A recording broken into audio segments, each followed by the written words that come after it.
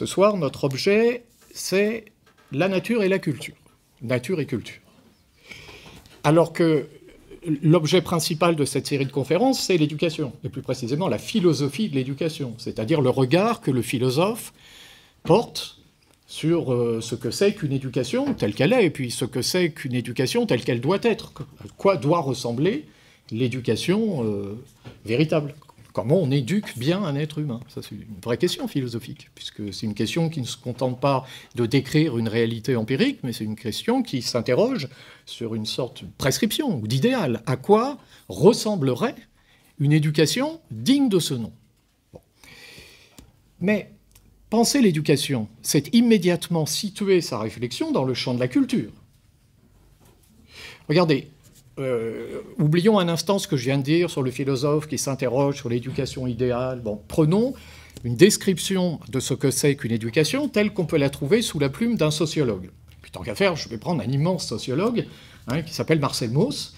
Et Mauss dit de l'éducation, alors là je le cite, « L'éducation est l'opération par laquelle l'être social est surajouté en chacun de nous. » L'éducation est l'opération par laquelle l'être social est surajouté en chacun de nous. Autrement dit, l'éducation, elle ajoute en chacun de nous quelque chose qui est d'origine sociale. L'être social entre en nous par l'éducation. Donc l'éducation produit quelque chose chez l'enfant, puis chez l'adolescent, et puis peut-être ensuite, l'éducation, ça peut durer longtemps. À l'université, d'une certaine manière, on reçoit encore des éléments d'éducation. Il y a de l'instruction, évidemment, mais il y a aussi une dimension d'éducation. Donc, l'éducation, si on la pense comme ça, d'emblée s'inscrit bien dans le champ de la culture, puisqu'elle relève du fait social. Elle relève de ce que la société produit dans l'individu. Donc, au premier abord, quand on parle de l'éducation, on ne parle pas d'un phénomène naturel. On parle de quelque chose qui relève, de ce point de vue-là, véritablement de la culture. Bon, ça, c'est mon point de départ. Bon, c'est un point de départ, je pense, sur lequel on va s'accorder aisément. Ce n'est pas une thèse révolutionnaire. L'éducation, c'est le champ de la culture. Ce qui laisse penser d'emblée que peut-être l'éducation s'oppose d'une certaine manière à la nature. Puisqu'elle relève de la culture, l'éducation, en imposant à l'individu un être social d'origine externe par rapport à lui-même, cette éducation le dénaturerait. Si l'éducation ajoute quelque chose à l'enfant qui ne vient pas de l'enfant lui-même, alors l'éducation dénaturerait l'enfant, c'est-à-dire le modifierait au regard de ce qu'il est naturellement au départ. Donc, l'éducation s'inscrit dans la culture et, au premier abord, elle pourrait bien s'opposer à la nature. Au premier abord. Bien. Alors d'ailleurs, formulé comme ça, moi je trouve que d'emblée, c'est pas mal. Vous voyez, non mais c'est pas mal, ça tient debout, c'est... Bon, on a presque envie de dire, bon ben voilà, on a tout dit. L'éducation, c'est un fait social, et donc il y a autant de systèmes éducatifs ou de modalités de l'éducation qu'il y a de faits sociaux.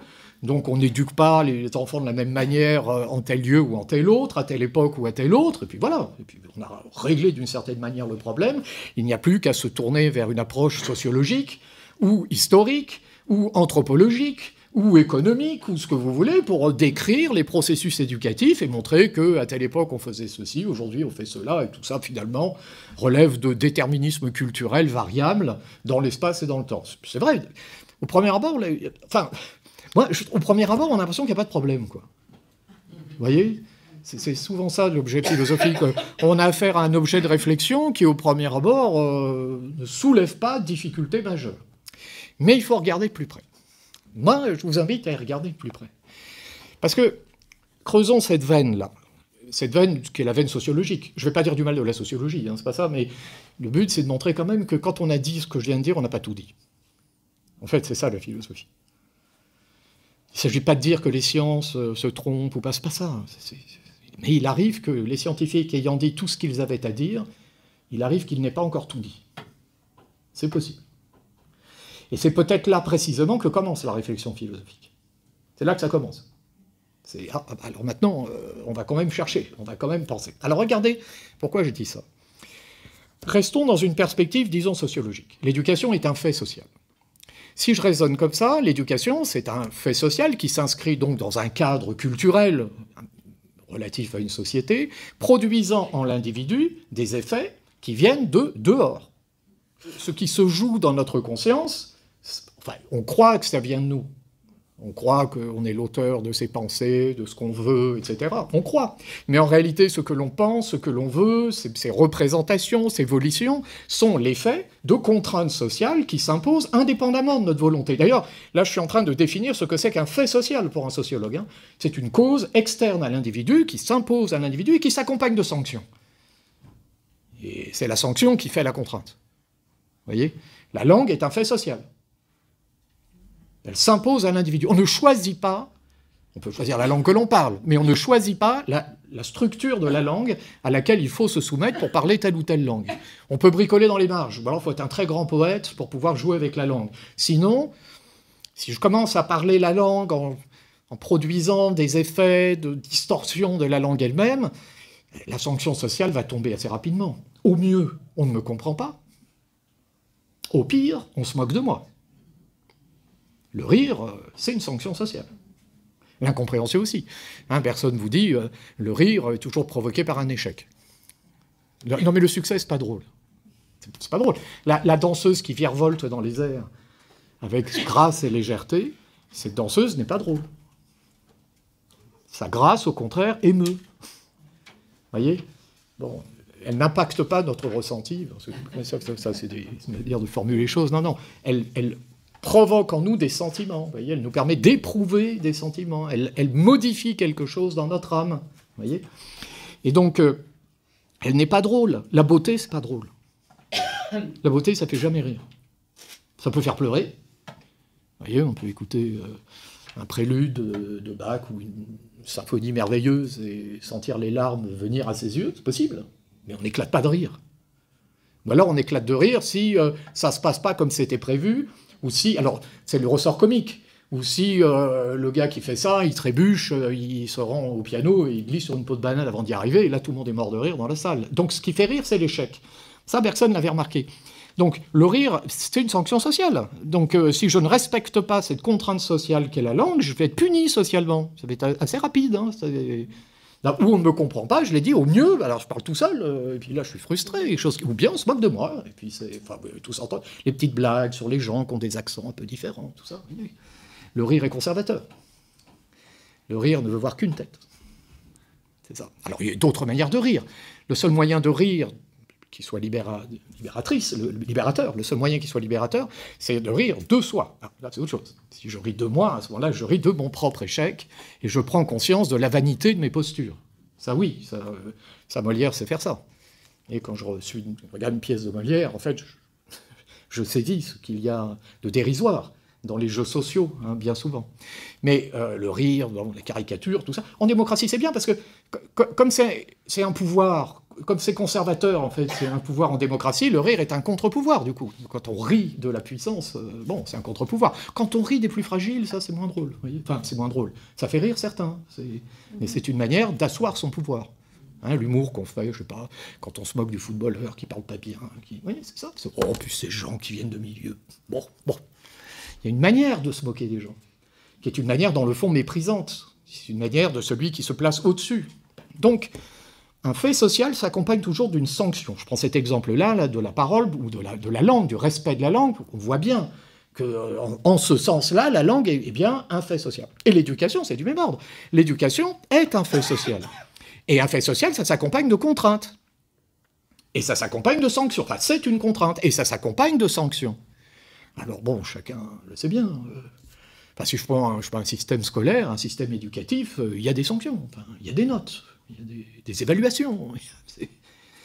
Et donc, alors après, on peut toujours bricoler en disant on va supprimer les notes de 0 à 10, on va mettre des feux rouge, vert, bleu, etc. Mais enfin bon, le petit, quand il a un feu rouge, il a compris que c'est pas un feu vert, vous voyez. Et d'ailleurs, regardez la réaction qu'un parent pourrait avoir. Je me mets dedans, hein, on est tous là. En fait, je donne pas de leçons, hein, on est bien d'accord, je ne prescris pas, on décrit. Regardez bien, on est tous pareils. Un enfant rentre de l'école, il a une note, donc il a été sanctionné. Alors une note, c'est toujours une sanction, hein, mais il y a la sanction un peu douloureuse de la mauvaise note. Alors quelqu'un, un réformateur aurait dit, dans mon hypothèse, il n'y a plus de note de 0 à 10 ou 0 à 20, on va mettre des feux rouges ou des feux verts, des feux...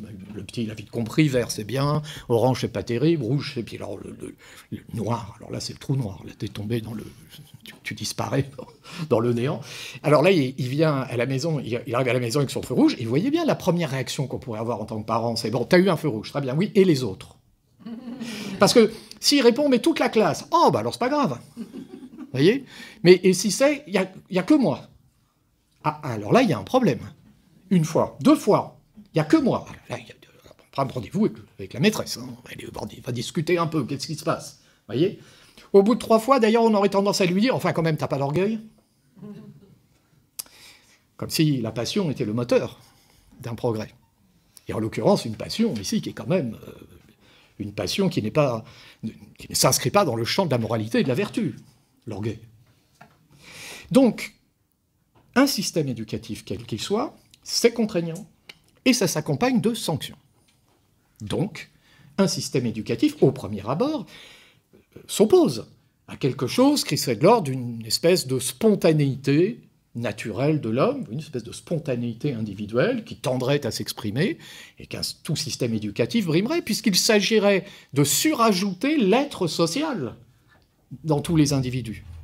Hein, le mécanisme produisant d'ailleurs l'équilibre même de la société. Voilà. Si tout le monde reçoit la même éducation, bah, ça va produire une espèce d'unité, c'est un peu un agrégat, mais enfin, une espèce d'unité qui va faire que ça tient. Voilà, d'ailleurs, c'est une définition que Mauss donne d'une société, une très belle définition d'ailleurs. Il dit une société, c'est quelque chose qui tient. C'est une belle formule, c'est simple. Ça, c'est ça quand même, ils savaient écrire. Hein. Ils savaient écrire. Non, mais c'est pas une blague. Hein. Quand on lit ces sociologues du début du XXe siècle, pas seulement, hein, Bergson, les philosophes, tout ça, mais une qualité d'écriture absolument remarquable. Donc la société, c'est quelque chose qui tient. Et l'éducation participe à faire en sorte que toutes les parties de la société tiennent, qu'elles se tiennent, et qu'à l'arrivée, ça soit structuré et cohérent. Donc, l'éducation s'inscrit dans la culture, et plus précisément dans une culture contraignante, qui empêche l'individu de rester pleinement spontané, voyez, de rester lui-même. Autrement dit, l'éducation, de ce point de vue-là, dénaturerait l'homme pour le contraindre, à marche forcée, à entrer dans un cadre social préétabli. Voilà, ça, c'est une thèse. Non, mais pour bien penser, il faut se donner des thèses claires. Après, on discute, hein, on va voir. C'est pas la peine d'aller chercher des complications inutiles. Si je raisonne comme ça, l'éducation produit en l'homme des pensées qui viennent de dehors. Elles ne viennent pas de dedans, pour dire les choses simplement. Elles viennent de dehors, puisque l'éducation surajoute l'être social en chacun de nous. Donc l'éducation produirait dans les âmes des représentations qui viendraient de l'extérieur même de chaque individu. Alors, avant de mettre ça en question, on creuse encore quand même. Marx a une formule là qui mérite aussi d'être envisagée. Marx écrit ce n'est pas la conscience des hommes qui détermine leur être, mais à l'inverse, leur être social qui détermine leur conscience. C'est une belle formule, hein. Ce n'est pas la conscience des hommes qui détermine leur être, mais à l'inverse, leur être social qui détermine leur conscience. Autrement dit, ce que je suis, ça n'est pas un effet de ma conscience. Je crois, j'ai fait des choix, je crois, mais en réalité, c'est une illusion. Je ne suis que le produit de l'existence sociale. C'est pas mon être qui détermine mon être social, c'est mon être social qui détermine mon être. Et si dans mon être, ce qui prime, à mes yeux, c'est la conscience, ce n'est pas la conscience qui détermine mon être social, c'est mon être social qui détermine ma conscience. Autrement dit, les hommes, de ce point de vue-là, ne sont que les produits de l'existence sociale. Ce sont des effets. Ce qui se joue dans les représentations vient de l'extérieur. D'ailleurs, la conscience, dès lors, est chargée de ce que Marx appelle une idéologie. C'est ça, l'idéologie chez Marx, c'est ça. L'idéologie, c'est une pensée qui se croit libre, mais qui en réalité est déterminée par la société, et plus précisément, dans la logique de Marx, par la base économique de la société. Parce que c'est ça qui détermine. Hein, enfin, je prends un exemple. Vous inventez la machine à vapeur, bon, ben, vous n'avez plus besoin d'esclaves. Il vous faut du salariat. Voilà. Donc vous abandonnez une base économique qui justifie l'esclavage ou le servage, et puis à ce moment-là, avec la machine à vapeur, ben, le salariat, ça marche bien. Donc vous croyez que vous inventez l'abolition de l'esclavage parce que vous êtes attaché aux droits de l'homme, pas du tout, c'est la machine à vapeur. Donc c'est la base économique qui détermine nos représentations. Ce n'est pas nos représentations qui déterminent la base économique. Vous voyez? Donc alors, avec Marx, on trouve une position qui ressemble à ce qu'on disait tout à l'heure. Vous voyez, c'est les contenus de nos pensées ne sont en réalité que des idéologies, c'est-à-dire des phénomènes ou des faits de conscience qui sont produits par des structures sociales. Voilà, on croit qu'on est indépendant, on croit qu'on décide, mais en réalité, on est les effets. Enfin, vous le savez bien, c'est des choses qu'on répète en boucle. Puis d'ailleurs, on peut regarder, je ne sais pas, statistiquement, l'accès aux études supérieures, si vous prenez le système éducatif français, est plus courant dans certains milieux sociaux que dans d'autres milieux. Et donc, il y a bien un déterminisme social qui fait qu'on est porté dans une direction plutôt que dans une autre. Donc, ce n'est pas l'être de chacun qui détermine, la conscience de chacun qui détermine son être social, c'est son être social qui détermine sa conscience. Voilà. Alors, évidemment, vous avez compris que si on raisonne comme ça, l'éducation, ça n'est rien d'autre qu'une espèce de manière de répéter mécaniquement quelque chose qui est déjà là. Les professeurs eux-mêmes ou les instituteurs ne sont, dans le fond, que ceux qui répètent à leur insu quelque chose qui est déjà là. Nizan, c'est vraiment un penseur intéressant. Il a écrit un bouquin qui s'appelle « Les chiens de garde ». Et quand on lit les chiens de garde, moi j'ai eu ça quand j'étais étudiant en philo, un étudiant en philo, il faut qu'il lise les chiens de garde, parce que là il a une attaque en règle contre les philosophes idéalistes et contre une certaine manière de concevoir la philosophie et son enseignement. Alors, Nizan, il vous dit, Bergson, un penseur comme Bergson, alors l'esprit, l'élan vital, il enseignait à Angers, au lycée David. Bergson, professeur de philosophie, c'est le chien de garde. C'est le chien de garde, c'est-à-dire il répète à son insu, mais de manière conceptualisée, de manière apparemment très technique, très philosophique, des valeurs qui ne sont rien d'autre que les valeurs de la structure sociale à laquelle il appartient, c'est-à-dire les valeurs de la bourgeoisie. Donc c'est le chien de garde. Voilà.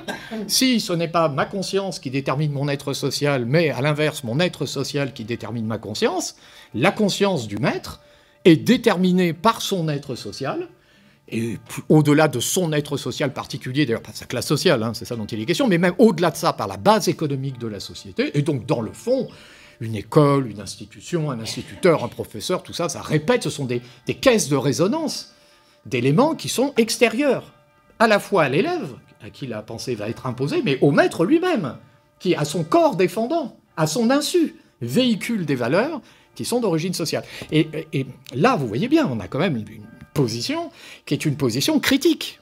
C'est-à-dire une position qui inscrit la culture, l'éducation dans le champ de la culture, mais qui ramène la culture à quelque chose qui est tout à fait problématique. Puisque si on veut s'extraire de ça, il va falloir s'extraire de l'idéologie. Il va falloir arracher la conscience de l'idéologie. C'est pour ça qu'il faut être révolutionnaire.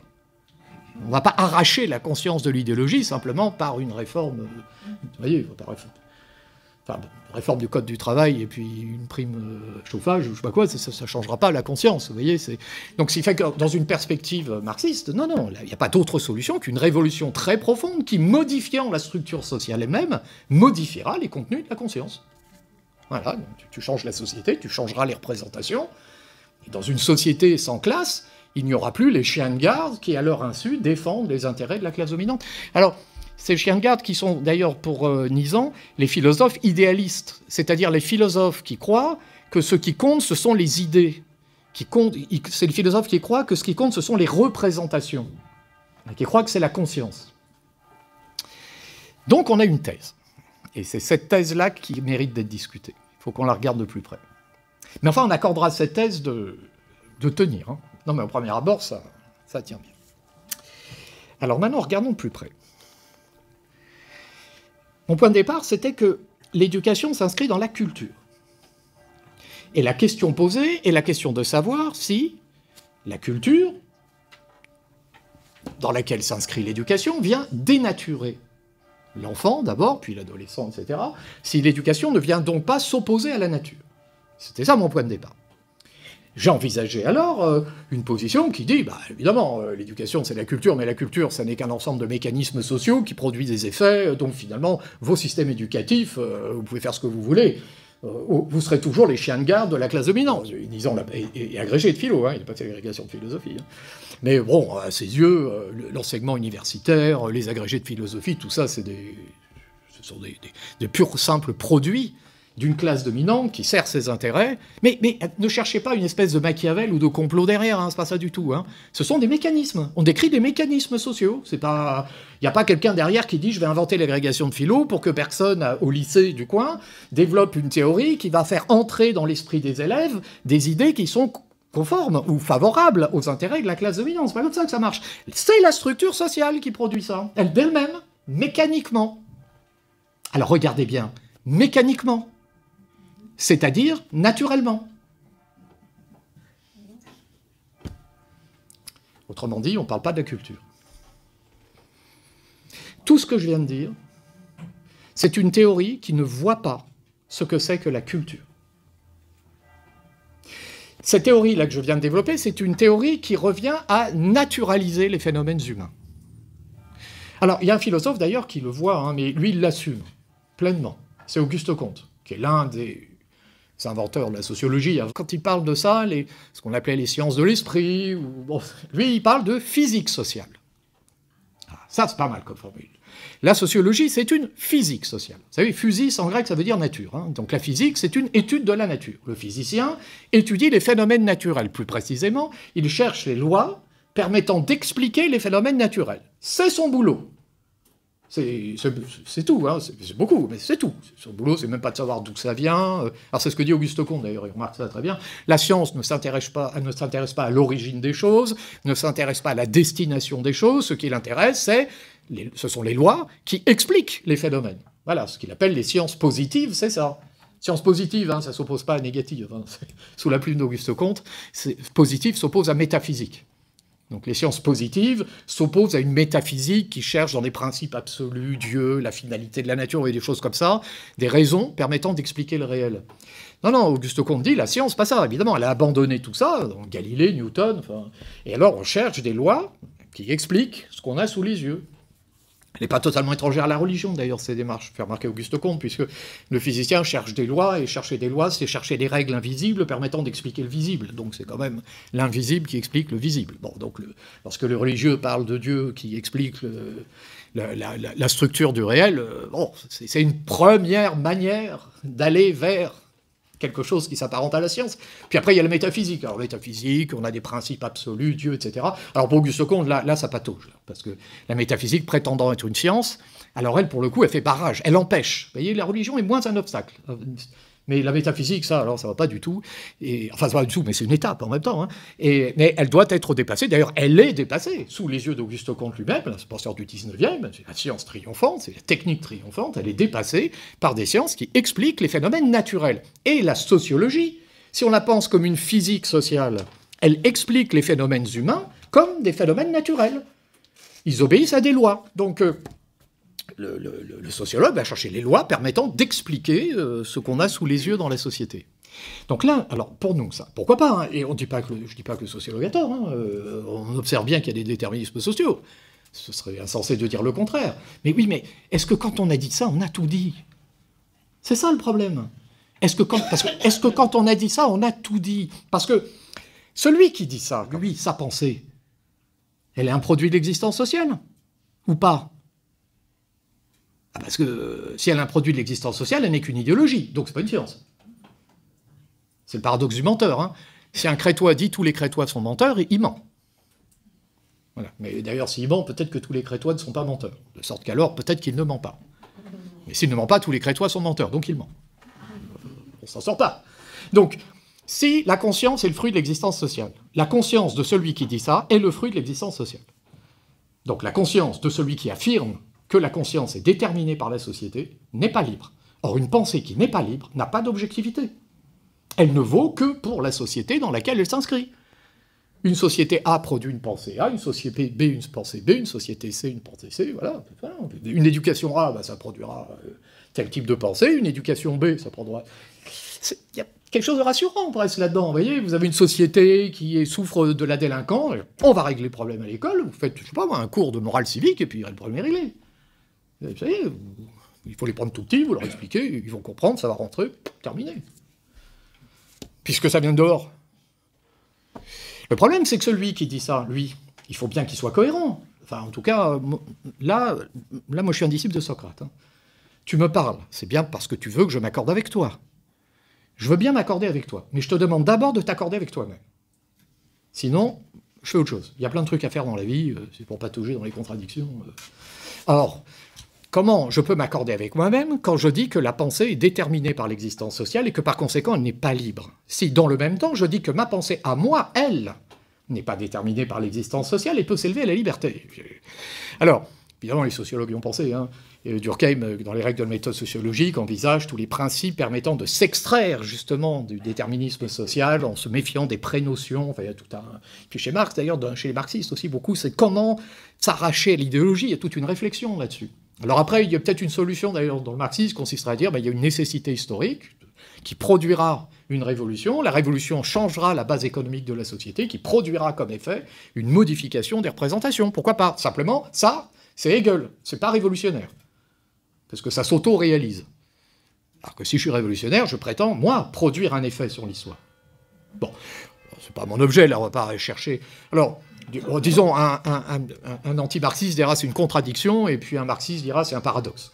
C'est un paradoxe, une difficulté. Bon, en tout cas, peu importe qu'on adhère ou pas à la pensée de Marx, c'est pas important, là. Ce qui est important, c'est de voir que naturaliser l'éducation, c'est-à-dire, dans le fond, l'extraire du champ de la culture. C'est-à-dire, dans le fond, nier l'existence même d'une culture authentique. Dire que tout est nature, et que la culture elle-même est un phénomène naturel parmi les autres. Ça ne va pas sans difficulté. C'est tout, c'est ça qu'on repère. Ça ne va pas sans difficulté. Nature et culture, là, c'est nature. C'est tout.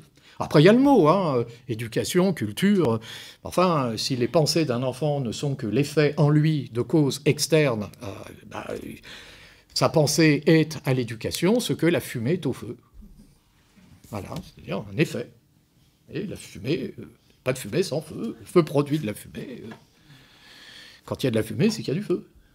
Non, mais c'est vrai, hein, c'est pas parce qu'on en a fait une bêtise sur le plan des questions des rumeurs. Moi, s'il y a une fumée chez moi, il y a un feu, enfin, faut faire attention. Hein. Non, moi, tout ça, c'est des bêtises. Non, si. S'il y a de la fumée, c'est qu'il y a quelque chose qui brûle quelque part. Hein. Donc, le feu produit de la fumée. Ou plutôt, quand il y a une fumée, nécessairement, elle est produite par quelque chose de cet ordre-là. Donc, il y a un rapport de causalité mécanique. C'est ça qu'on est en train de voyer. Une cause, le feu produit. C'est mécanique. Et vous voyez bien ici que dans ce type de raisonnement, la cause précède l'effet. Elle est avant et elle produit mécaniquement son effet qui lui succède. C'est pour ça que je parle de causalité mécanique. C'est pas une causalité métaphysique. Vous voyez, une causalité métaphysique, c'est une finalité. Je me promène pour être en bonne santé. La bonne santé elle viendra après la promenade. Donc la cause de ma promenade, c'est le futur, c'est pas le passé. Vous voyez, alors ça, c'est... Si je commence à raisonner comme ça y est, je suis parti, je fais du Hegel... Je vais même introduire peut-être la volonté de Dieu, et puis après, ça y est, je fais de la métaphysique. Voyez. Alors, mais si je raisonne, oui, je suis sorti de la science, mais si j'essaye de faire de l'homme l'objet d'une science, je dis non, mais moi je ne suis pas métaphysicien. Pas de finalité, pas de Dieu, il n'y a rien du tout, donc il reste une causalité mécanique. Voilà, la cause produit l'effet, qui devient la cause de l'effet suivant, qui devient la cause de l'effet suivant. Donc ce que je dis, ce que je fais, ce que je pense, c'est des apparitions dans le monde d'éléments qui, en réalité, viennent du monde. Voilà, tout vient du monde. Le discours que je tiens devant vous ce soir est un effet. Alors, le biologiste dirait de mon cerveau, le sociologue dirait de mon éducation, l'historien de mon époque, l'anthropologue de ma culture, voilà, tout ça. Mais ce sont mes pensées, là, ne seraient que des effets de causes externes. Ça viendrait de dehors. Ce serait donc, mes pensées seraient à ces causes ce que la fumée est au feu. Donc, il n'y a que de la nature. Et voilà, tout est nature. La culture elle-même, c'est la nature. Si on aime la nature, on est content. Bon, en général, quand on aime la nature, on ne pense pas à ça, hein, ceci étant dit. Hein. Non, quand on aime la nature, on aime bien, je sais pas, les forêts qui, bien souvent d'ailleurs, sont des fabrications de l'homme. Et si on essaie de se représenter la nature telle qu'on l'apercevait, je ne sais pas moi, dans la culture du XVIIe siècle, on pensera au jardin à la française avec son ordre géométrique. Là, ça montre la nature pensée géométriquement, c'est-à-dire pensée dans le cadre de la physique de Galilée, par exemple. Donc là, le jardin à la française vous montre la nature dont parle la science. Donc la nature, c'est pas le fouillis des sensations, c'est l'ordre géométrique que le nôtre fait apparaître. Bon, là c'est le classicisme du XVIIe. Ce qu'on appelle nature spontanément, c'est pas ça. Vous voyez, non, parce que si c'est ça, dans les centrales nucléaires, on est très près de la nature. Hein. Donc, vous voyez, il y a quand même une difficulté là à tout ramener à la nature. En tout cas, vous m'accorderez que ça se discute. Et si la culture possédait une réalité, comme réalité culturelle? Alors, c'est la voie qu'on va explorer maintenant. Alors, on va changer notre fusil d'épaule et on va reprendre la notion de culture, parce qu'en réalité, peut-être que vous l'avez remarqué, dans ce que j'ai dit, il n'y a pas vraiment d'analyse de la culture elle-même. Il y a une espèce de présupposé de départ, l'éducation, ça surajoute l'être social à l'individu, ça vient de la société, donc de la culture. Société, donc culture. Mais on l'a vu, après tout, la société est peut-être naturelle, les déterminismes sociaux le sont peut-être aussi, donc société, donc culture, ou alors à moins que culture, ça soit qu'une partie de la nature. Mais essayons quand même de bien penser la culture et de voir ce qui, en elle, pourrait être autre chose qu'un simple phénomène naturel ou qu'un ensemble de phénomènes naturels. Alors le mieux, me semble-t-il, quand on est confronté à une difficulté, pour bien penser à un objet, le mieux c'est on reprend tout. Il y a quelque chose au départ qui ne va pas, donc on revient à l'élémentaire. C'est-à-dire le plus simple. Vraiment, on l'avait sous les yeux, on n'y a pas pensé. La culture, c'est quoi d'abord? Mais d'abord, avant tout, l'éducation, la culture générale... Non, avant tout, c'est quoi? C'est l'agriculture. Culture, c'est d'abord l'agriculture. Un agriculteur cultive la terre. Voilà, ça, il faut partir du point de départ, le commencement le plus simple. Et regardons. Alors, ça moi, il me semble, pour philosopher, il faut apprendre à regarder. Les livres, c'est bien. Mais le réel, pour le philosophe, c'est mieux. Et les livres, c'est bien, à condition qu'ils éclairent le réel. Donc, il ne suffit pas d'aller regarder dans les livres. Il ne faut pas oublier d'aller se tourner vers le réel. Regardez. Enfin, tous les grands vous rappellent ça. Rousseau, Kant, Descartes, les grands, Platon. D'ailleurs, Platon, il vous dit quoi? Il vous dit le commencement de la science, avant tout ça chez Aristote, au début de sa métaphysique, le commencement de la science, c'est la vision. Parce que tu vois, ça y est, tu as un rapport au monde.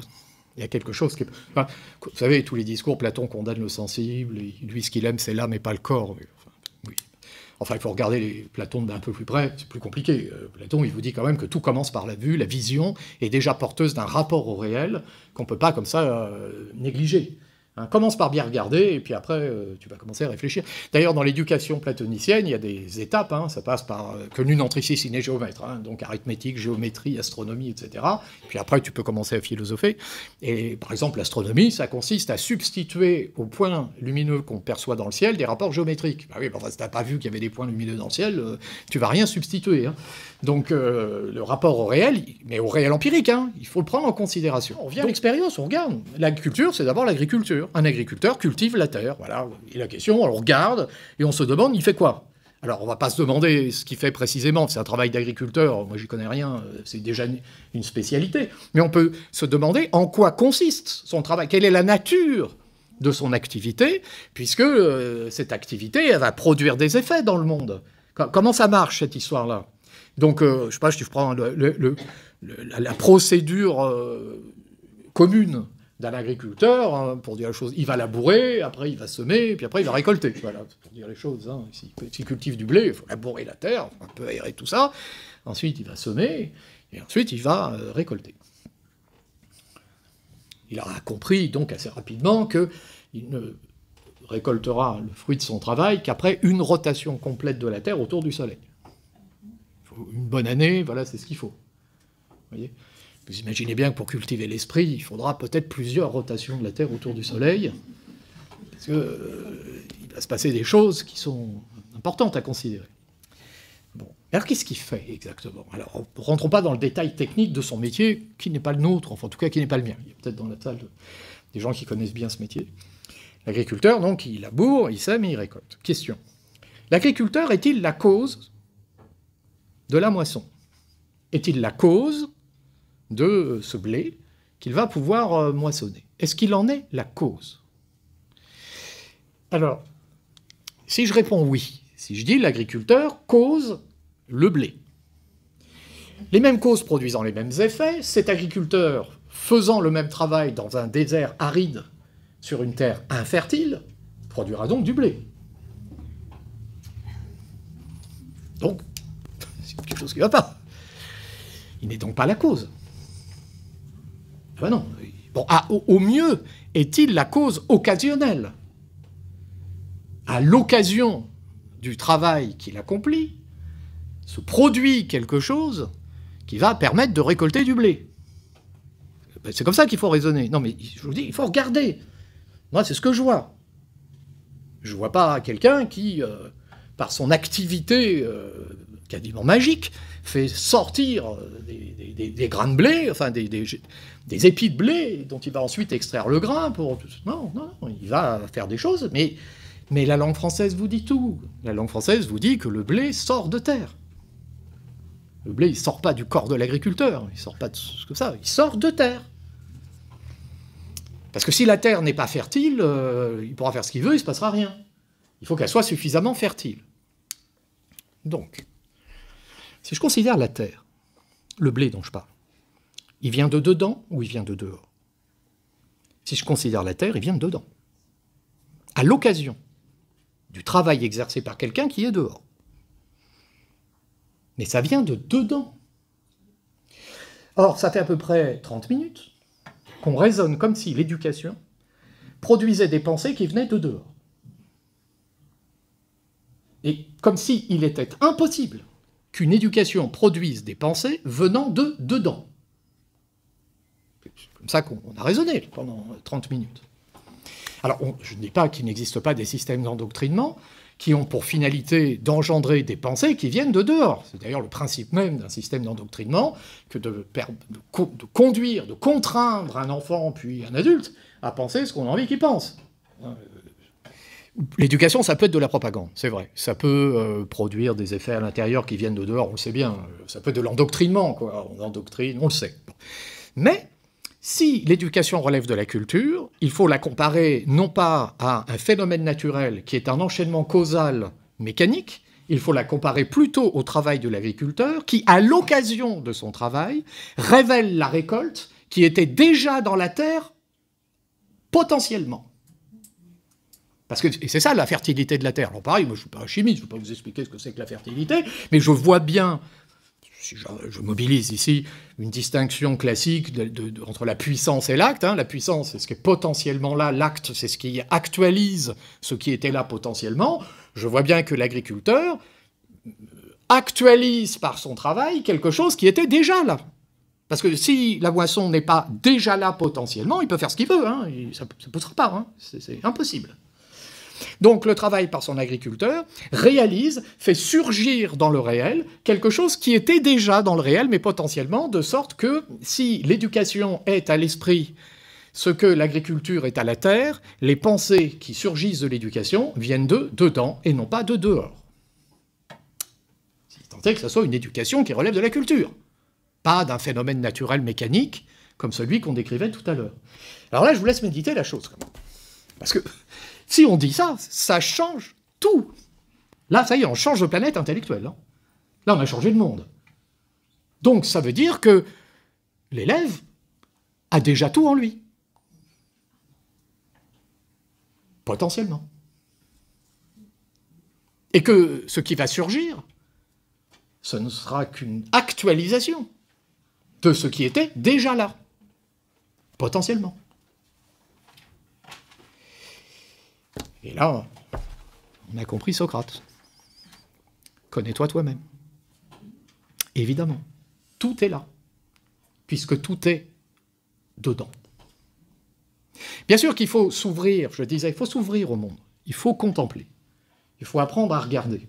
Alors, il se disait qu'il faut apprendre à s'étonner, quoi. Il faut regarder les choses. Je parle de l'agriculteur, on le regarde faire, on s'interroge, on se questionne, vous voyez ? On regarde, on contemple la nature, etc. Mais les pensées qui viennent à l'occasion de ces contemplations, elles ne viendront pas de dehors. Elles ne viendront pas de dehors. Elles viendront de dedans. Platon, d'ailleurs, dit qu'il y a des expériences qui sont des mises en relation de son âme avec quelque chose qui révèlent vraiment ce qui est déjà là. La beauté, par exemple, dit Platon, rend fécond.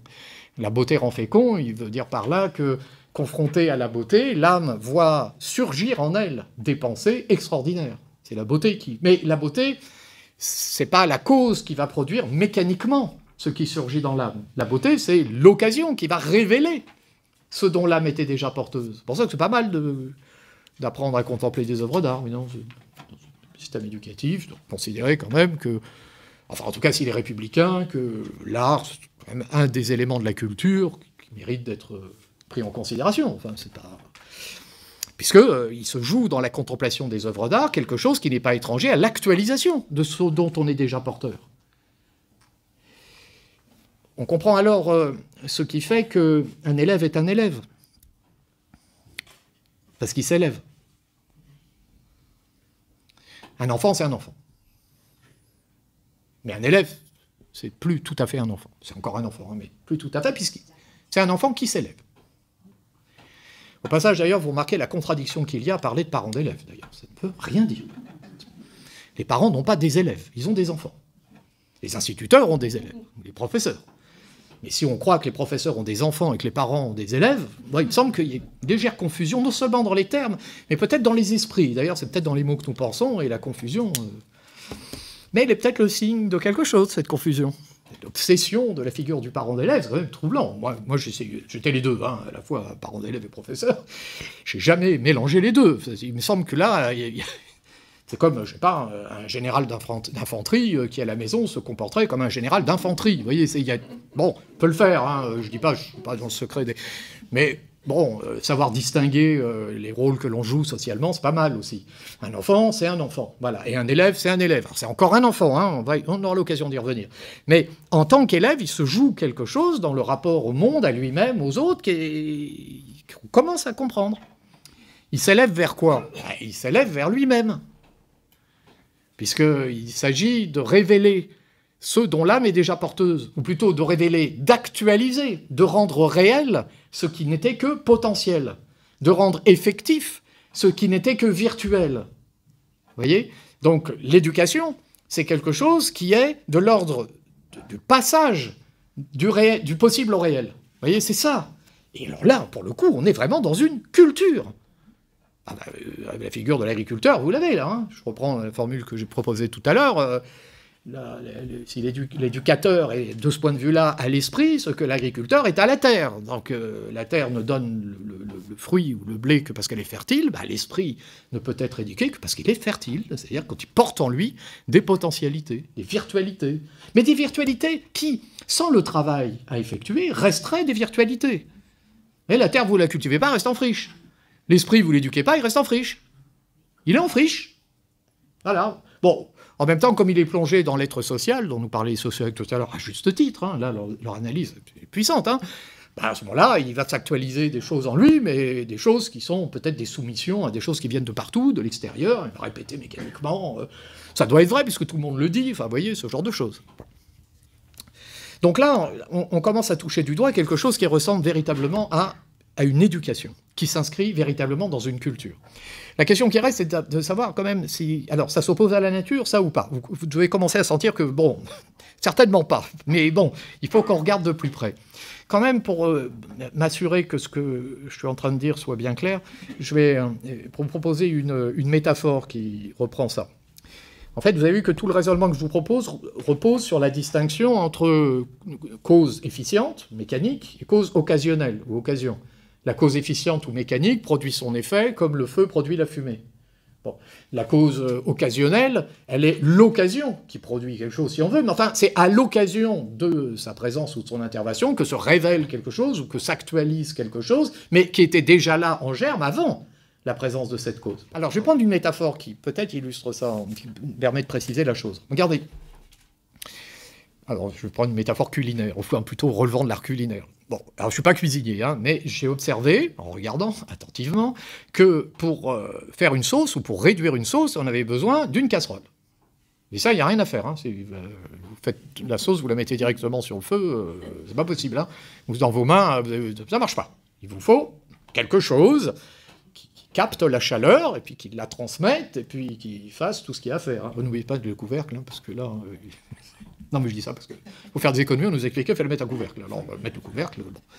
Mais, donc, la casserole est nécessaire à la fabrication de la sauce. On est d'accord. Mais est-ce que c'est la cause de la sauce? Non. Parce que dans la même casserole, vous pouvez faire des tas de choses, hein, des sauces réussies, ratées, etc. Donc, la casserole, c'est pas la cause, c'est le creuset. C'est la condition sans laquelle la sauce n'est pas possible. Mais c'est pas la cause mécanique. Bah sinon, il suffirait d'acheter une casserole et on serait un grand cuisinier. La chose serait réglée. Donc la casserole, c'est une condition nécessaire. Mais c'est pas suffisant. Ensuite, il faut en plus le savoir-faire de celui qui va utiliser l'ustensile, et puis une expérience. Un savoir-faire, d'ailleurs, tiré de l'expérience bien souvent, etc. Donc, la casserole n'est pas la cause mécanique, elle est le creuset ou l'ustensile nécessaire, ou la condition, appelez ça comme vous voulez. Donc voilà la métaphore que je vous propose. Si la culture est à la conscience ce que la casserole est à la popote, la culture n'est pas ce qui détermine la conscience de l'extérieur. La conscience n'est pas purement et simplement le fruit de l'existence sociale.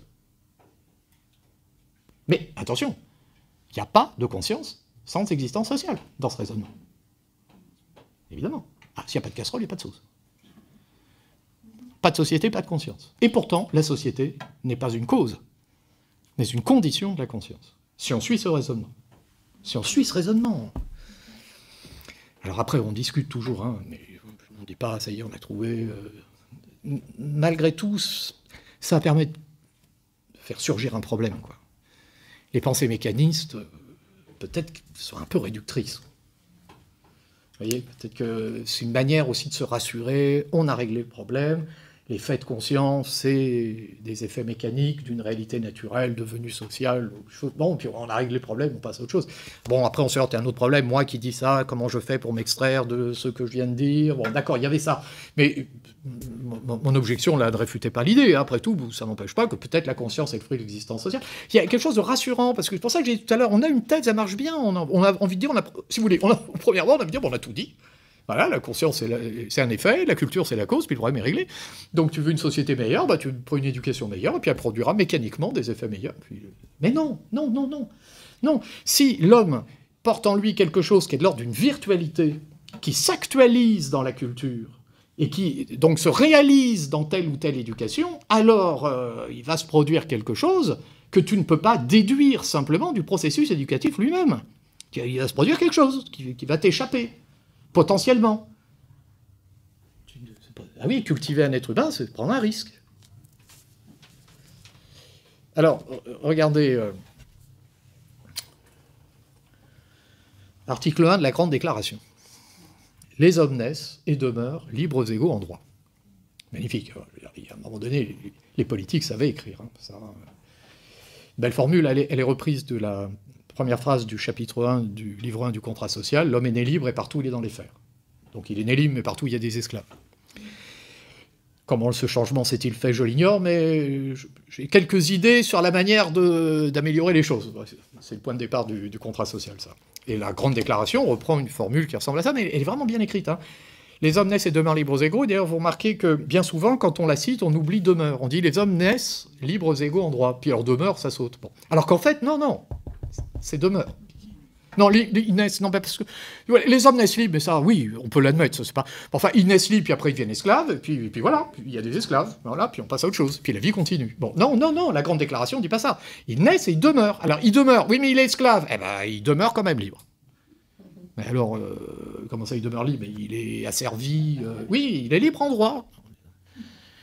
Les hommes naissent et demeurent libres égaux en droit. Oui, mais égaux, ils sont tous différents. Oui, mais égaux, ça ne veut pas dire qu'ils sont tous pareils. Égaux, ça veut dire qu'ils sont tous également libres. Donc, les naissent et demeurent libres et libres.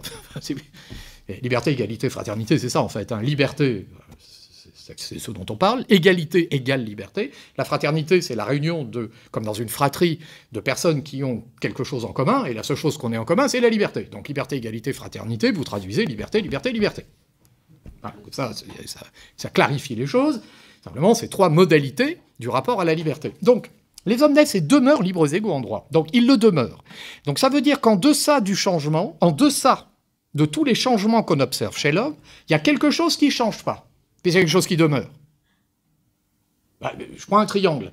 Il est grand, il est petit, il est rouge, il est vert, il est isocèle, il est rectangle, il est équilatéral. Bon, tout ça, ça peut changer. Enfin, il a toujours 3 côtés. Ça ne changera pas. Sinon, c'est pas un triangle. Donc, les triangles ont, enfin, dès le départ, et demeurent des figures à 3 côtés. Voilà. Et 3 côtés, c'est ce qui demeure, c'est-à-dire ce qui définit le triangle, c'est-à-dire ce qui fait qu'un triangle est un triangle, ou encore ce qui fait qu'un triangle n'est pas autre chose qu'un triangle. C'est ça la nature d'un être. Ce qui fait qu'il n'est pas autre chose que ce qu'il est. C'est ce qui permet de le distinguer des autres êtres. Vous voyez, si je dis un triangle, c'est une figure géométrique, c'est vrai, mais un cercle aussi. Donc quand j'ai dit figure géométrique, je n'ai pas du tout dit ce qu'était un triangle. J'en ai pas dit assez. Si je dis un triangle qui est une figure géométrique à 3 côtés égaux, ah bah là j'en ai trop dit, là, parce que égaux, là, c'est les triangles équilatéraux, donc ils ne sont pas tous. Et le triangle rectangle, ça ne marche pas. Donc la seule chose qui marche, c'est une figure à 3 côtés, point. Hein, Platon, hein, que nul n'entre ici s'il n'est géomètre. Il était inscrit sur le fronton de l'Académie, on comprend pourquoi. Parce qu'ici, dire que les hommes naissent et demeurent libres égaux, c'est dire qu'il n'y a qu'une seule chose qui demeure en l'homme. C'est pas quelque chose qui relève de son... Dans le corps, tout change. Le corps que j'ai aujourd'hui, c'est pas le corps que j'avais quand je suis venu au monde, et c'est pas le corps que j'aurai plus tard quand je serai un noble vieillard, enfin, si la nature me prête vie assez longtemps. Donc, et d'ailleurs, le corps que j'ai là n'est plus tout à fait le corps que j'avais au début de cette conférence, c'est pas tout à fait le corps qui sera à la fin, mais comme c'est insensible, je vis dans l'illusion que c'est quand même stable. Mais on a tous fait l'expérience d'un jour de dire, d'un coup, on réalise que c'est pas... Ah bah oui, c'est pas stable. D'ailleurs, il y a des choses qui nous le rappellent, vous savez, c'est la douleur, enfin, des choses comme ça. C'est, je n'avais pas cette douleur avant, des trucs comme ça. Vous voyez, c'est Oscar Wilde, si tu travailles et que tu as mal nulle part, c'est que tu es mort. Ça, donc l'expérience de la douleur nous rappelle ces changements qui... Alors, là, j'évoque le changement de la vie qui avance, mais un enfant devenu adolescent a déjà vécu ça de manière absolument extraordinaire. C'est une modification du corps, il le sait bien, voilà. Il y a un monde qui lui dit « qu'est-ce que tu veux faire plus tard ?» Il n'en sait rien du tout. Déjà, il n'a pas encore réglé les problèmes du rapport à son propre corps. On est déjà en train de le projeter dans 1000 ans. Bon. Donc, rien dans notre corps n'est stable. Tout change. Donc, si on dit que les hommes naissent et demeurent libres égaux en droit, on parle donc d'une qualité qui, en l'homme, n'est pas une qualité corporelle. Il y a quelque chose qui demeure. C'est une thèse, hein, c'est une position, c'est une affirmation philosophique. Cette qualité dont on parle, la liberté, puisque ce n'est pas physique, ça veut dire que c'est métaphysique. Donc la République repose sur une anthropologie, une thèse qui porte sur la nature de l'homme. Et une thèse qui dit, ce qui définit l'homme, c'est la liberté. C'est pas le fait qu'il soit simplement structuré socialement. Mais oui, aussi, ça, on est d'accord, ça existe. Et puis on ne dit pas le contraire. Évidemment que la société nous forge, nous façonne, etc. Mais... si nous naissons tous libres et égaux et nous demeurons libres et égaux en droit, bah alors ça veut dire qu'en deçà de toutes les structurations apportées en nous par la société, en deçà de tous les faits sociaux qui vont nous déterminer, il y a déjà en nous une qualité métaphysique, la liberté. Ah oui, mais on n'est pas libre dans les faits, ça saurait, il y a des inégalités, tout ça. Oui, nous sommes libres en droit, mais pas en fait. Donc, nous sommes porteurs d'une potentialité. La liberté, c'est une potentialité qui doit donc être cultivée. Et oui, puisque c'est une potentialité. Il va falloir la réaliser, il va falloir l'actualiser, il va falloir la faire surgir dans le monde. Voilà le boulot de la République. Ton boulot, c'est de faire surgir la liberté dans le monde. C'est pas simplement... c'est bien aussi, hein, il faut que tu garantisses la sécurité, tout ça c'est important, hein, c'est la condition, on est bien d'accord. Mais le but, c'est la liberté. Enfin, en tout cas, si tu es fidèle à tes principes. Oui, je m'adresse à la République comme une personne. Quoi. Si tu me dis que les hommes naissent et demeurent libres et égaux en droit, donc tu me dis que tout ce que tu fais a pour finalité l'actualisation de la liberté comme potentialité proprement humaine, c'est-à-dire comme potentialité naturelle de l'homme.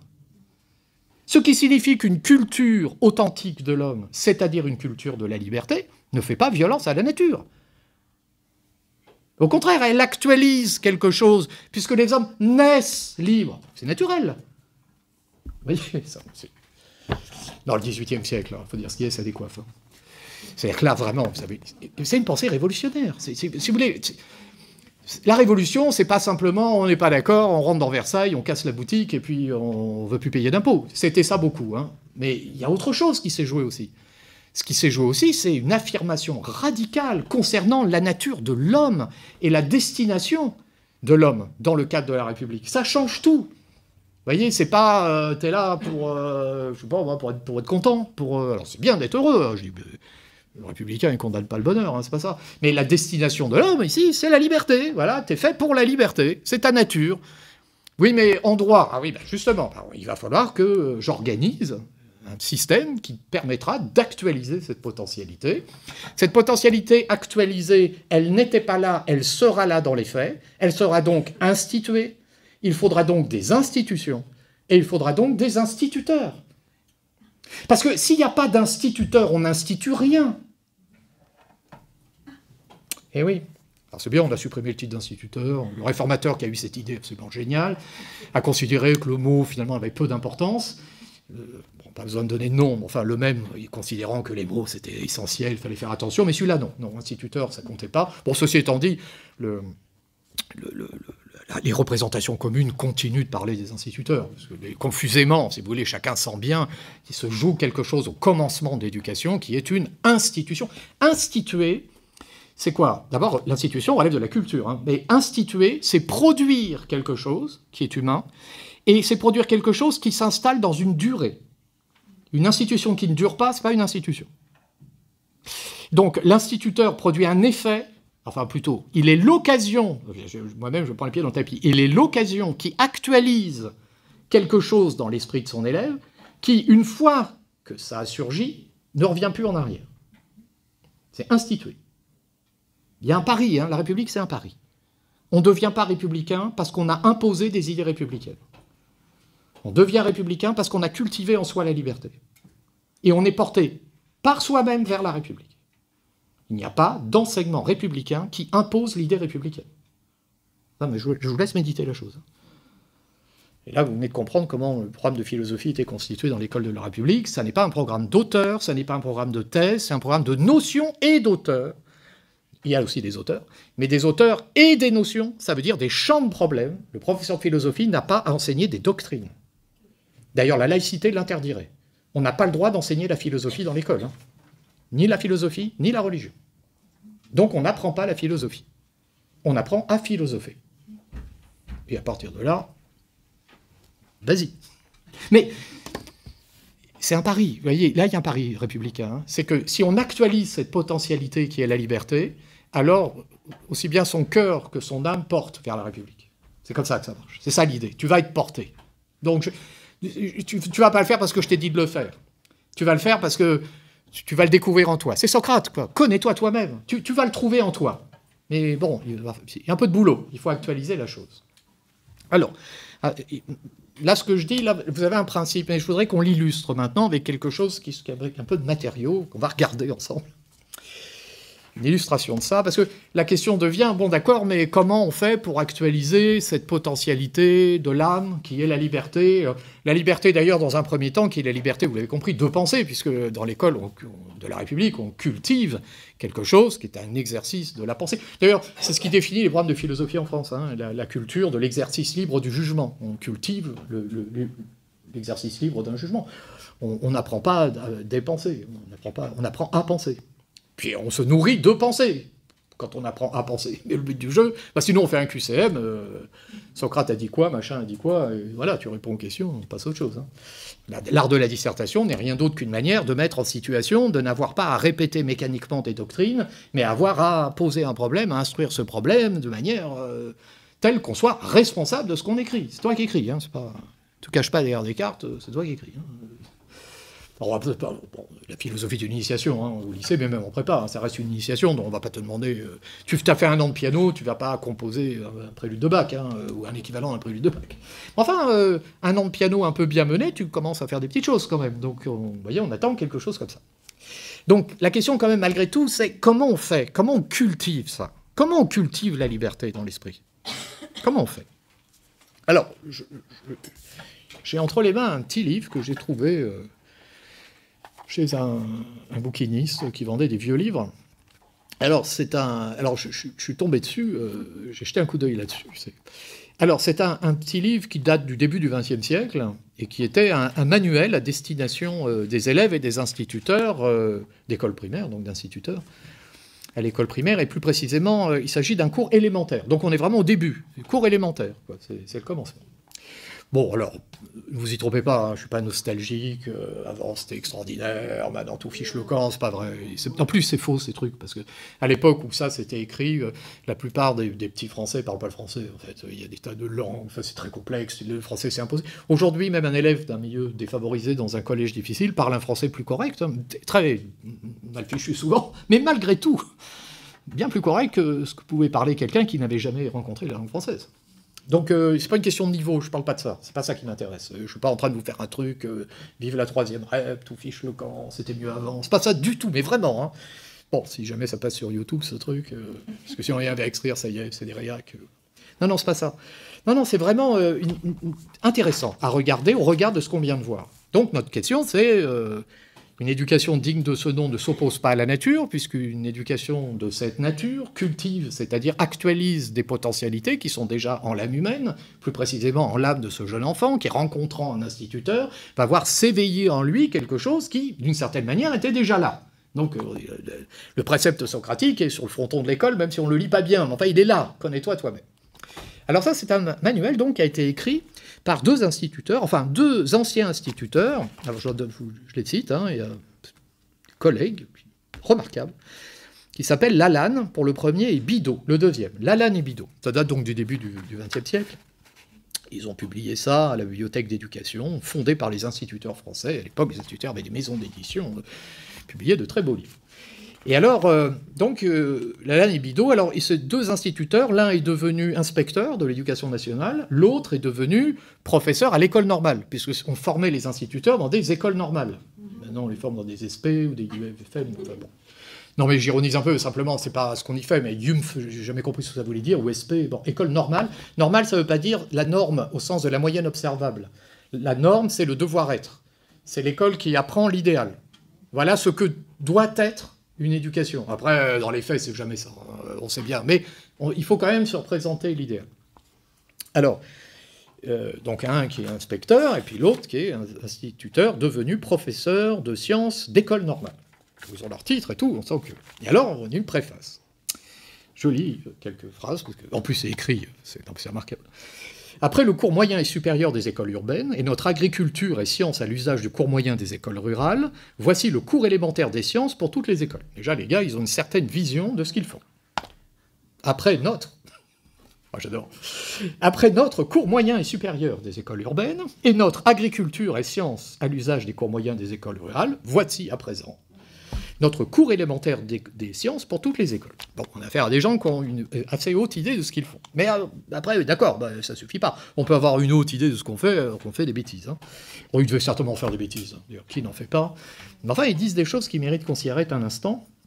Un bien petit livre, certes, et cependant un livre qui nous a demandé beaucoup de travail pour la mise au point. Alors, pour l'avoir lu de très près, oui, on sent qu'ils ont bossé. Hein. Alors, regardez ça, la description. Les instituteurs savent combien il est difficile de parler science à l'école primaire, et surtout au cours élémentaire.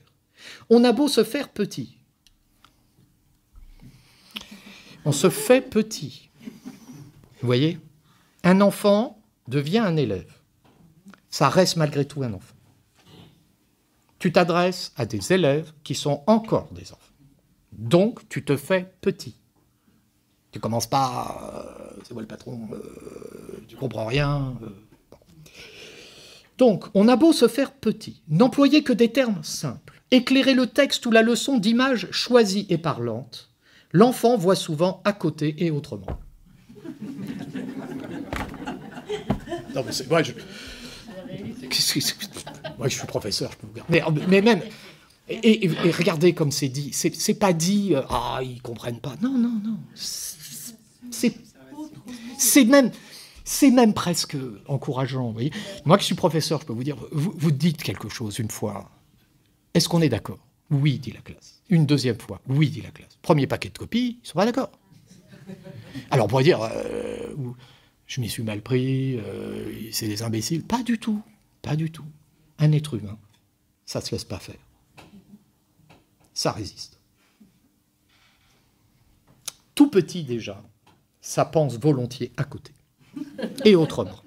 Vous voyez, ça pourrait même... moi, je pense que les tyrans devraient lire ça. Fais attention. Tu crois qu'ils sont soumis. Fais attention. Ça peut surgir de n'importe où, à n'importe quel moment. Ils seront à côté et autrement que tu le souhaites. Oui, mais j'ai des copains, parce que moi, j'ai mes tyrans à côté, ils sont des copains. Fais attention.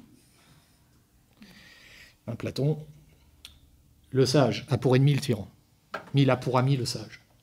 Le tyran a pour ennemi le sage, mais il a pour ennemi le tyran. Donc, t'es tout seul. Face à ça, face aux humains. Ils vont penser à côté autrement. Tu crois, tu vas les endoctriner, tu vas faire mais paquet. Tu ne sais pas ce qui peut surgir. Moi, je ne sais pas, en plus, c'est d'actualité. Qui aurait dit il y a quelques semaines ce qui est en train de se passer? Je ne sais pas ce qui va se passer, on n'en sait rien, mais quand même, ça laisse pantois. Ça laisse pantois. C'est-à-dire, il y a des moments où quelque chose ressemble au surgissement de la liberté dans le monde. Et ça, c'est dit, il y a une puissance de l'homme parfois, d'où ça sort, quoi. C'est imprévisible. Sinon, les phénomènes humains, on les prédirait comme on prédit une éclipse. On ne peut pas prédire une guerre, on ne peut pas prédire une crise économique, on ne peut pas prédire, parce qu'en fait, les phénomènes sociaux sont ou bien si complexes qu'on n'y arrive pas, et à ce moment-là, tout n'est que phénomène naturel, ou bien il arrive que les phénomènes sociaux ne soient rien d'autre que des manifestations de quelque chose qui vient d'ailleurs, c'est-à-dire de la liberté. L'enfant voit souvent à côté autrement. Son raisonnement n'est pas le nôtre. Il brode de tout. Alors, il brode de toutes pièces, avec une imagination débordante. Toujours personnelle, hein. Vous voyez, il a une spontanéité. On ne parle pas d'idéologie, il invente des trucs, il fait des combinaisons inattendues. On lui avait dit que ça se combinait comme ça, lui il combine autrement. Et ça produit des effets qui peuvent laisser l'instituteur pantois. D'une telle fécondité et d'une originalité si extraordinaire, et parfois si extravagante, quand même. L'instituteur dit, bon d'accord, c'est un peu extravagant ton truc, qu'il est peu de personnes qui condescendent. Nous ne nous faisons donc point d'illusions sur la juste valeur de l'enseignement scientifique au cours élémentaire. Quoi qu'il en soit, ce qui importe, c'est de ne donner aux jeunes enfants que des notions très élémentaires et très exactes. Élémentaires et très exactes. L'élémentarité, l'exactitude. Alors là, on va s'arrêter là-dessus. Notre question, c'est comment on fait pour cultiver la liberté. C'est ça notre question. Si notre métaphore agricole nous permet de dégager quelques traits de l'âme humaine, il se peut, on est prudent, hein, j'en sais rien au fond, mais en tout cas il se peut qu'une éducation digne de ce nom ne fasse que révéler ou actualiser ou rendre effectif quelque chose qui était déjà là, et ce quelque chose, on a dit, c'est la liberté. Alors comment on fait? Par quelle voie? Un agriculteur, lui, il a un procédé.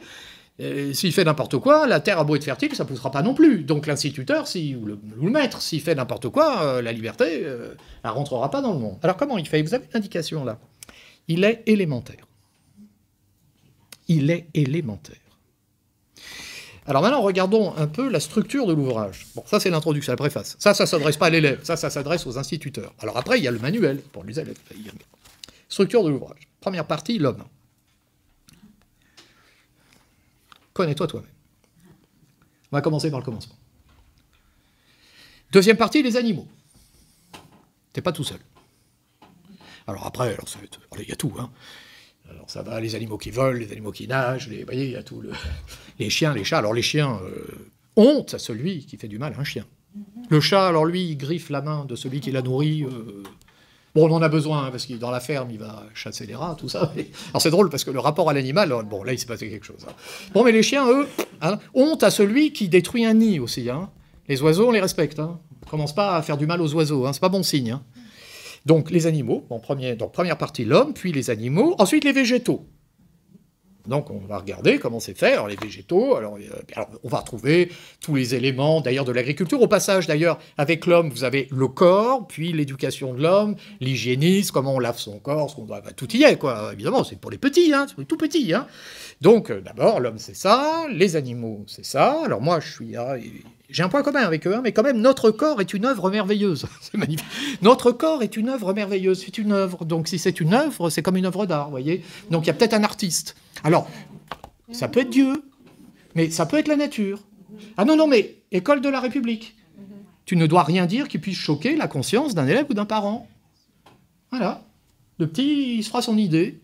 Enfin, c'est une œuvre. Ce qui est quand même une manière de dire qu'il y a de la métaphysique dans tout ça, d'emblée, quand même. Donc, les chiens de garde, c'est idéaliste. Là, on voit bien, là, Nizan, parce que Nizan, c'est un enfant de ça. Il a été formé par ça.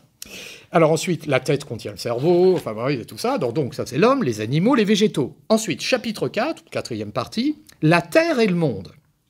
Alors là, on est parti dans le cosmos. Donc tu pars de toi, de ton expérience, tu pars de toi. Ensuite, tu regardes autour de toi. Tu vois des animaux, tu vois des plantes, tu vois la Terre, tu lèves les yeux, tu vois le cosmos. Et là, vous avez une théorie du cosmos qui est proposée. Avec des éléments, c'était l'élémentaire. Des éléments d'astronomie, vous voyez, des éléments, avec des petites expériences de physique, d'ailleurs, ici ou là, qui sont décrites, avec des dessins, vous voyez, on voit que... Alors, il y a tout, la houille, le charbon, Donc, la structure est lumineuse, vous voyez, on arrive à la fin, le monde. Mais regardez la dernière phrase, comment ça se termine, la fin. Alors, il faut que l'incite, il suive le rythme, parce que une année, c'est court, Il y a 28 semaines de cours, là, il faut y aller. C'est quand même dense. Mais c'est élémentaire, ce sont que des éléments. Et alors, ça se termine comme ça. Je vais retrouver là. Voilà.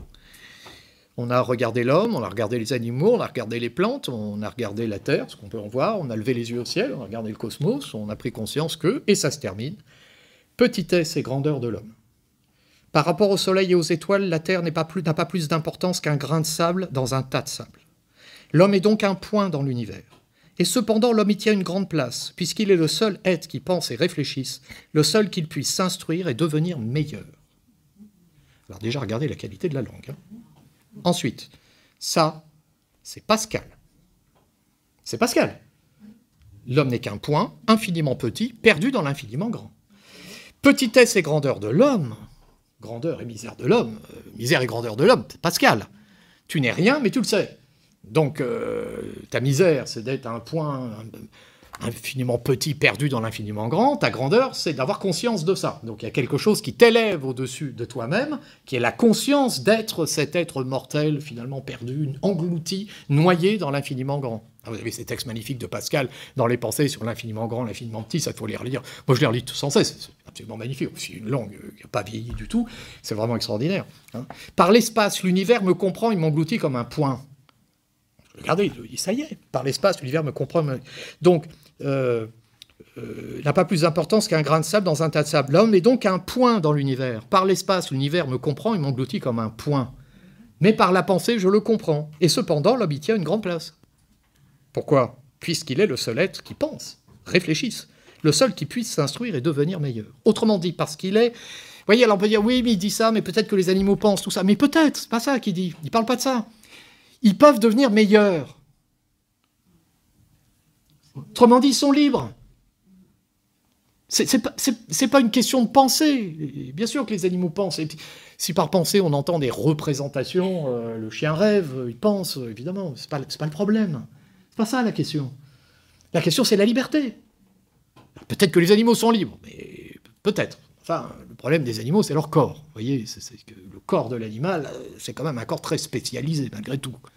Le corps de l'araignée est très bien conçu pour faire des toiles. Mais une araignée qui voudrait, je sais pas moi, devenir championne de handball, elle n'est pas équipée pour. Donc ça veut dire que son corps est une entrave à la liberté. Voilà, c'est ça qu'on dit.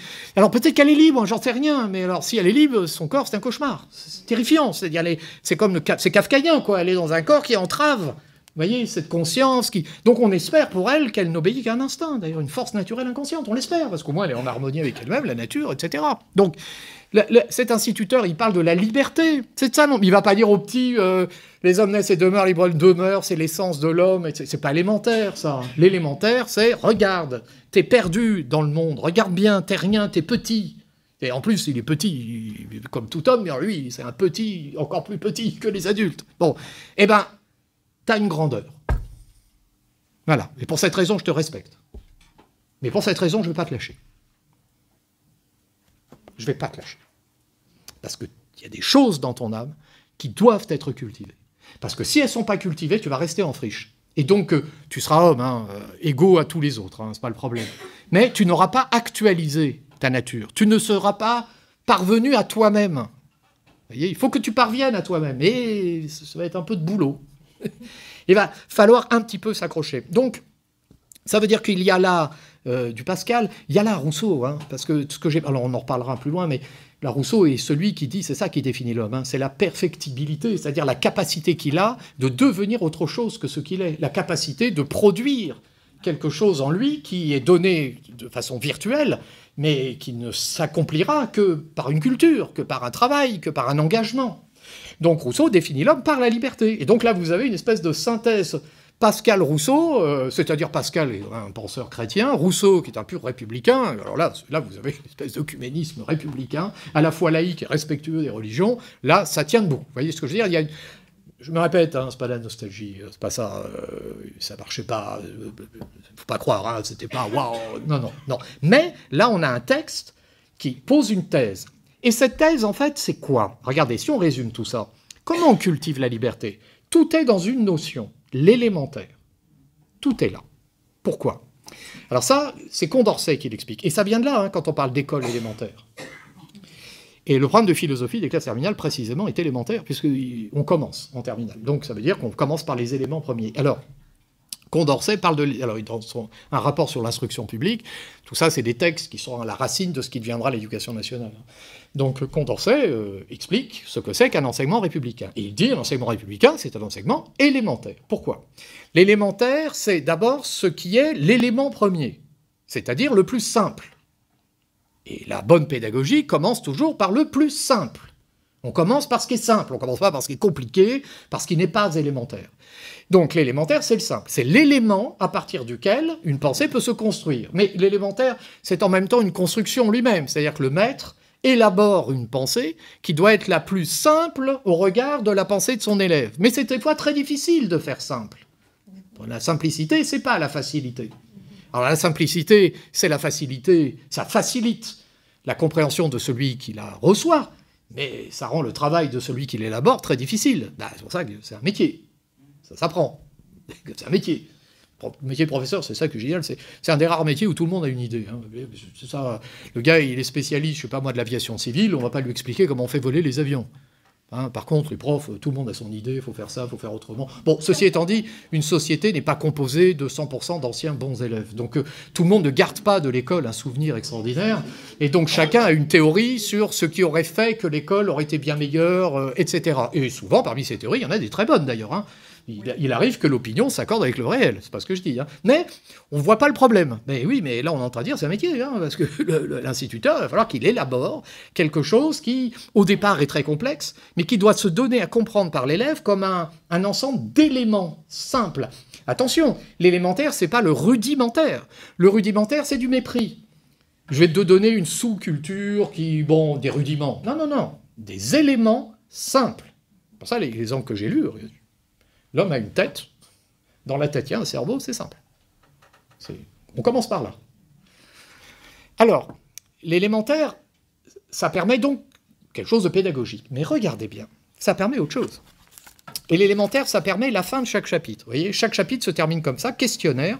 Alors vous avez la première partie, là, qui vous parle de l'homme. Alors l'homme boit de l'eau, il mange, je sais pas quoi, de la viande. Alors, autre chose. Donc, questionnaire. Quelles sont les quantités d'eau, quelles sont les qualités d'une eau potable? Alors c'est quelque part dans la leçon. Donc ça, c'est le moment où on vérifie que l'élève a bien retenu l'élément potable. C'est ça, on te demande que ça. Mais, deuxième question, au pluriel. Question d'intelligence.